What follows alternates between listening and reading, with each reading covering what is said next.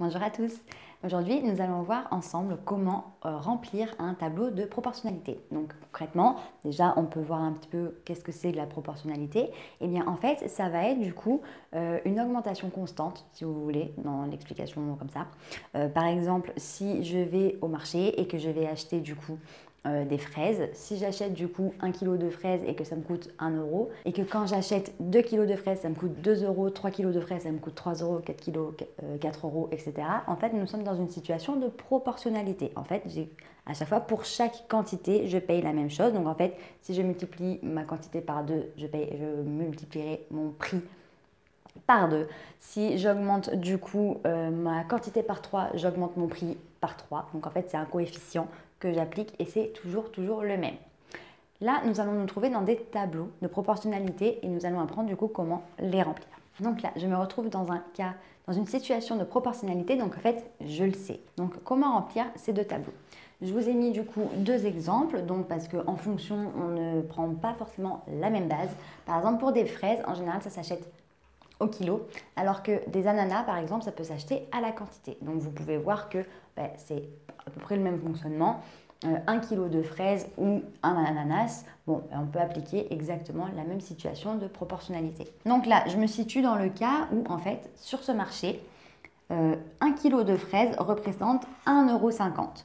Donc, pour pouvoir appliquer cette situation de proportionnalité, donc je sais que je suis dans une situation de proportionnalité, donc ça veut dire qu'en fait, pour 1 kg acheté, 1,50 € dépensé, donc pour 2 kg achetés, concrètement, je vais payer 2 fois 1,50 €, donc concrètement 3 €. Pour pouvoir appliquer ma situation de proportionnalité, en fait, je sais que pour passer de 1 à 2, j'ai multiplié du coup ma quantité par 2. Donc je vais multiplier mon prix par 2 également. Donc 1,50 € fois 2, ça va me faire 3 €. Maintenant que je suis ici, là, je sais que j'ai payé 6 €. Combien est-ce que j'ai acheté en quantité? Donc là, deux façons. Donc là, je vais faire les deux façons avec deux couleurs, comme ça au moins vous pourrez voir. Vu que je suis dans une situation de proportionnalité, j'ai appliqué la même augmentation sur les deux, donc le même coefficient sur les deux, parce que ce sont des coefficients multiplicateurs.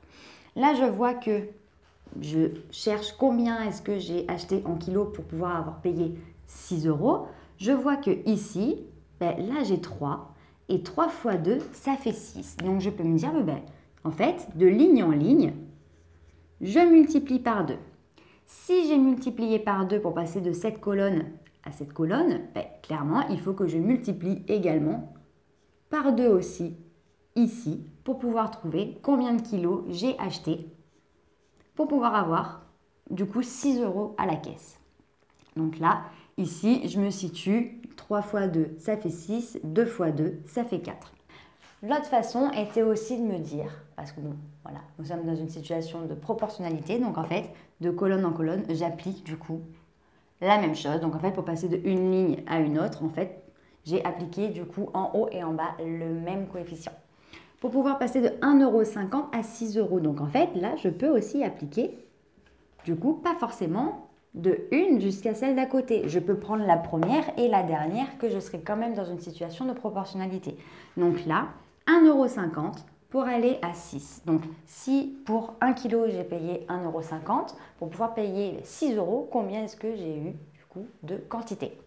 1,50 € pour arriver à 6, en fait je fais x4 ici. 1,50 € fois 4 me fait 6 €. Donc en fait, pour pouvoir trouver directement ça sans passer par cette case-là, j'aurais pu multiplier du coup le haut et le bas directement par 4 pour passer de cette colonne à cette colonne.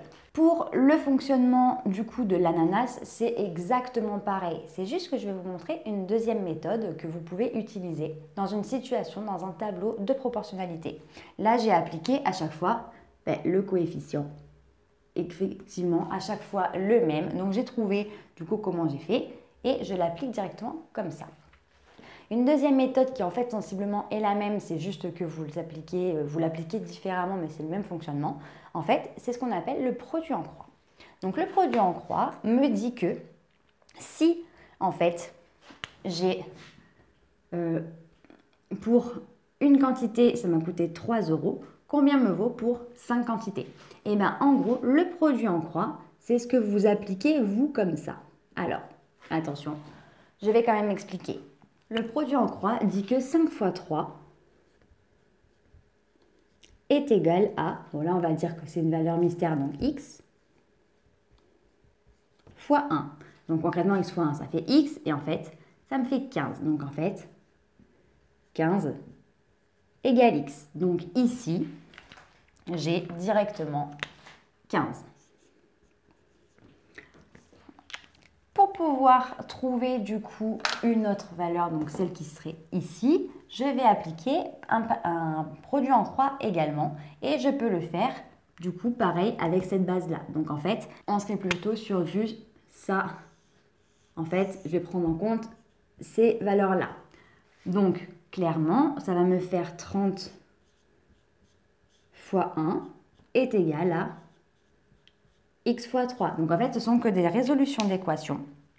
Donc une fois que je suis ici, j'ai 30 est égal à 3x. Je divise des deux côtés par 3. Et ça me fait un total de 10 pour x. Donc en fait, ici, j'en ai acheté 10. Donc pour pouvoir revenir, donc là je vous ai montré comment le faire par la résolution d'équations. Parce qu'en fait, le produit en croix, finalement, ce n'est qu'une équation. C'est juste que vous, en fait, on ne vous le montre pas forcément comme ça. On vous dit que ça fois ça divisé par ça me donne ça. Ben, concrètement, c'est ce qui s'est passé. C'est juste que initialement, le produit en croix, c'est pas ça fois ça divisé par ça est égal à ça. C'est ça fois ça égale ça fois ça. Donc en fait, une réelle croix. Si on fait ça comme ça, c'est une croix.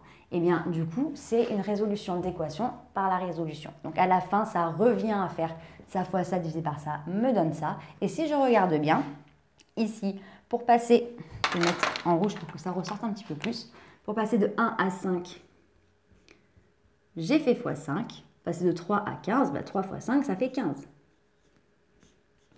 Ensuite, pour passer de 5 à 10, j'ai oublié ça. Passer de 5 à 10, j'ai fait x 2. Et pour passer de 15 à 30, j'ai fait x 2 aussi.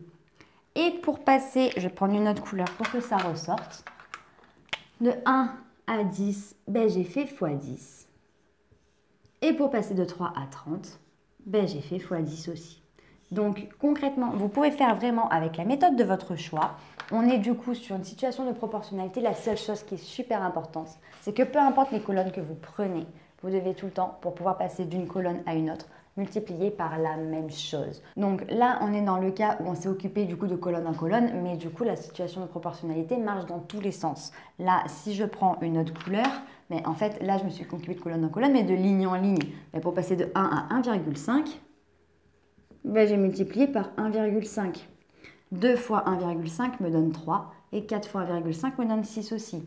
Si je suis ici et que je cherche pareil le coefficient de multiplication, le coefficient multiplicateur qui a été appliqué entre la première et la deuxième ligne, 1 fois 3 ça fait 3, 5 fois 3 ça fait 15 et 10 fois 3 ça fait 30. Donc je suis vraiment dans une situation de proportionnalité. C'est comme ça que je vais remplir mon tableau.